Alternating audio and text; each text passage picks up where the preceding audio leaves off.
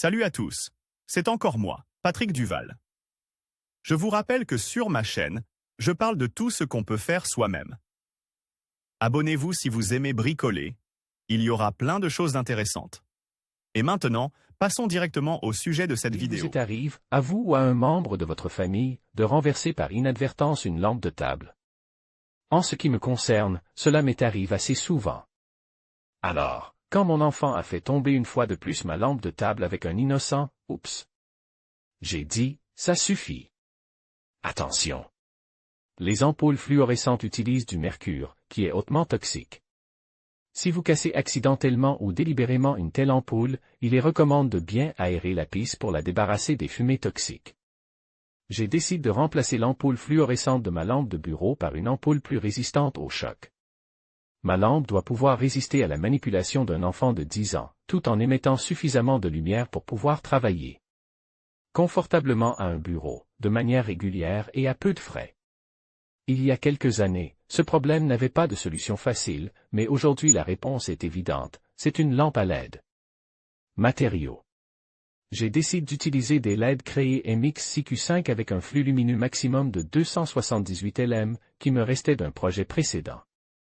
Les LED seront placés sur un dissipateur thermique de 5 cm x 5 cm qui a été retiré d'un vieux PC.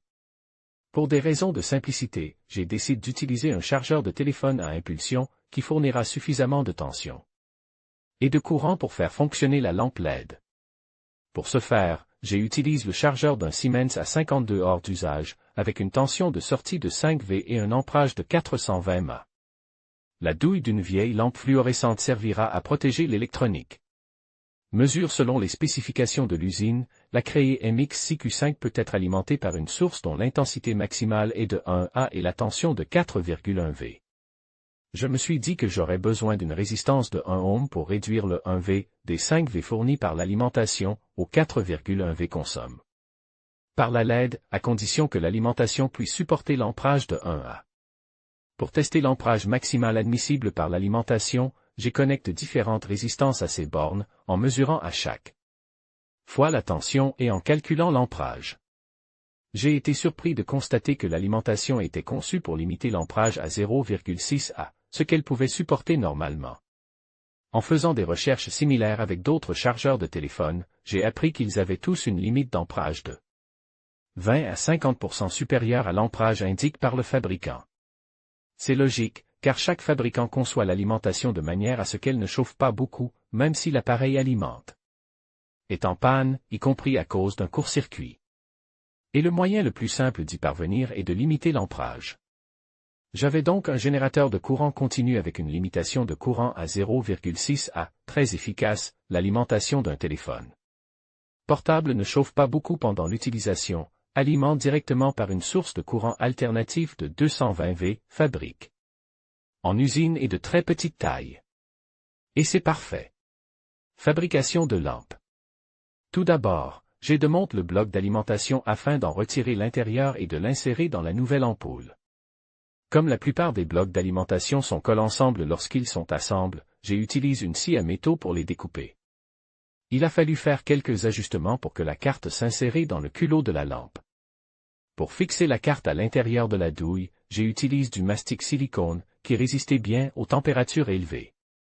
Avant de refermer le socle, j'ai fixé un dissipateur thermique, à l'aide d'une vis, sur son couvercle, sur lequel la LED a été fixée.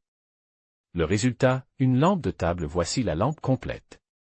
La consommation électrique est inférieure à 2,5 watts et l'éclairage est de 190 LM, ce qui est parfait pour une lampe de table économique et fiable.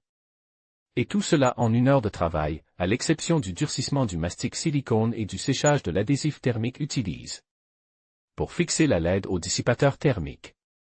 J'ai été tellement encouragé par la réussite et la simplicité du projet que quelques heures plus tard, j'avais déjà une autre lampe. Le résultat, un couloir impressionne par les résultats. J'ai procédé au remplacement de plusieurs lampes fluorescentes dans mon appartement de la même manière. Je vais les présenter en ne soulignant que quelques details. Pour le luminaire du couloir, j'ai utilisé 2 éléments créés MX6Q5 avec une consommation d'énergie de 3 watts et un flux lumineux maximum de 278 LM. Chacun est alimenté par un vieux chargeur de téléphone portable Samsung. Bien que le fabricant annonce un appel de courant de 0,7 A, j'ai constate en mesurant que la limite est fixée à 0,75 A. Le tout est fixe à l'aide d'une attache textile, velcro, de colle et de support en plastique pour la carte mère.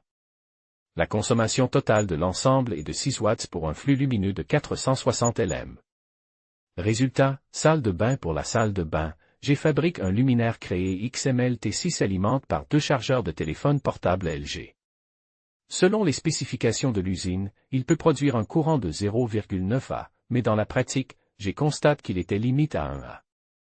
Les deux unités sont connectées en parallèle pour un amperage total de 2 A. Une telle lampe consomme 6 watts d'énergie et fournit 700 lm d'éclairage.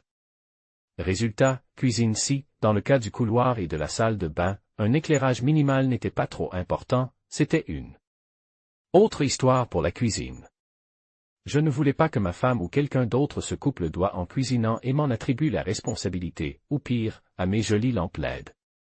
Pour assurer un bon éclairage de la cuisine, j'ai décidé d'utiliser non pas un, mais 2 éléments créés XML-T6, chacun ayant une consommation de 9 watts et un flux lumineux de 910 lm. Comme dissipateur thermique, j'ai utilisé un dissipateur d'un microprocesseur Pentium 3, sur lequel j'ai fixé les 2 LED à l'aide d'un adhésif thermique. Bien que la créée XML-T6 puisse fonctionner à un courant maximum de 3 A, le fabricant recommande d'utiliser 2 A pour un fonctionnement stable, ce qui permet à la LED d'émettre environ 700 lm. Le test de plusieurs alimentations montre qu'elle ne limitait pas l'amperage ou que la limitation dépassait les 2 A nécessaires. J'ai pu trouver une alimentation qui, d'après les spécifications, délivrait 12 V à 1,5 A de courant. Après vérification avec des résistances, il s'est avéré que le courant est limite à 1,8 A, ce qui est très proche des 2 A souhaités. C'est parfait. Pour isoler le dissipateur et les 2 LED, j'ai utilisé 2 aimants en néodyme provenant d'un lecteur de DVD hors d'usage et des supports en plastique pour carte mère. Le tout est fixe avec de la colle et du velcro. Bien que je m'attendais à ce que cette lampe produise 1300 lumens, comme une lampe fluorescente avec l'énergie d'une LED, c'est un rendement lumineux très faible. Conclusion: la partie la plus intéressante de ce projet est qu'il peut être réalisé en utilisant des éléments que, à l'exception des LED, presque tout le monde a sous la main.